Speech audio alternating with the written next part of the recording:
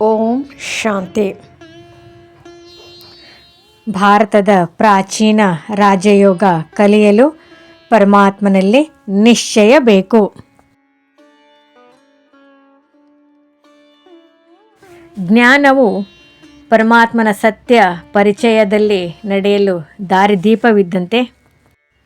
ನಿಶ್ಚಯವು ಬುನಾದಿ ತಳಹದಿ ಅಂದರೆ ದೃಢತೆಯನ್ನು ತುಂಬುತ್ತದೆ. ಗುರಿ ಮುಟ್ಟಲು ಪ್ರಯತ್ನ ಕೂಡ ಅವಶ್ಯಕವಾಗಿ ಬೇಕು.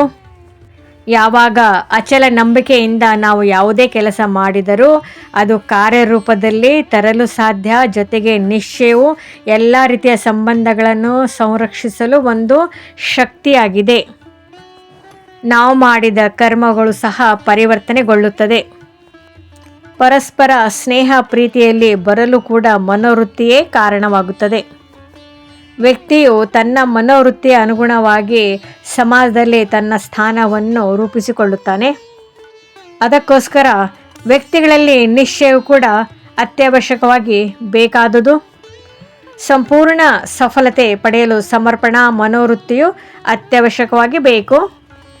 ಜ್ಞಾನದಿಂದ ವಿವೇಚನಾ ಶಕ್ತಿ ಬೆಳೆಯುತ್ತದೆ ಮತ್ತು ನಿಶ್ಚಯ ಶ್ರದ್ಧಾ ಭಾವನೆಯನ್ನು ನಮ್ಮಲ್ಲಿ ಉತ್ಪತ್ತಿ ಮಾಡುತ್ತದೆ. ಜ್ಞಾನ ಮಾರ್ಗದಲ್ಲಿ ಮೂಢನಂಬಿಕೆಗೆ ಯಾವುದೇ ಅವಕಾಶವಿಲ್ಲ.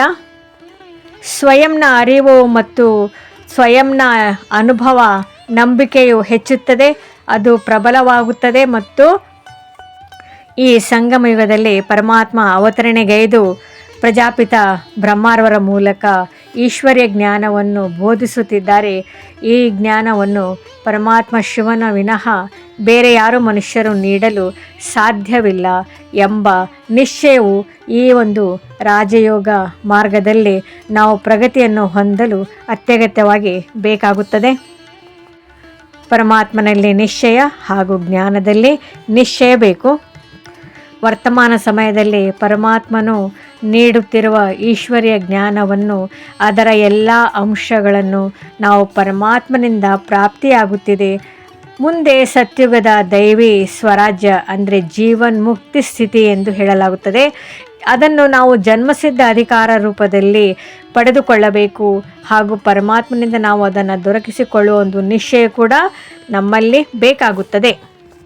ಯಾಕೆಂದರೆ ಸಂಶಯ ಬುದ್ಧಿ ವಿನಶ್ಯಂತಿ ಎಂದು ಹೇಳಲಾಗುತ್ತದೆ ಮತ್ತು ನಿಶ್ಚಯ ಬುದ್ಧಿ ವಿಜಯಂತಿ. ಅದಕ್ಕೋಸ್ಕರ ನಿಶ್ಚಯ ಬುದ್ಧಿಯುಳ್ಳವರ ವಿಜಯ ಖಂಡಿತ. ನಿಶ್ಚಯ ಬುದ್ಧಿಯುಳ್ಳವರು ನಿಶ್ಚಿಂತ ಚಕ್ರವರ್ತಿಗಳಾಗುತ್ತಾರೆ. ರಾಜಯೋಗ ಅಭ್ಯಾಸವನ್ನು ನಾವು ಸ್ವಚಿಂತನೆ ಪರಮಾತ್ಮನ ಚಿಂತನೆಯಲ್ಲಿ ಅಭ್ಯಾಸ ಮಾಡಬೇಕು. ನಿಶ್ಚಯ ಬುದ್ಧಿರೂಪಿ ಕಾಲು ಅಲುಗಾಡಬಾರದು. ಸದಾ ನಿಶ್ಚಿಂತರಾಗಿ ರಾಜಯೋಗವನ್ನು ಅಭ್ಯಾಸ ಮಾಡಬೇಕು.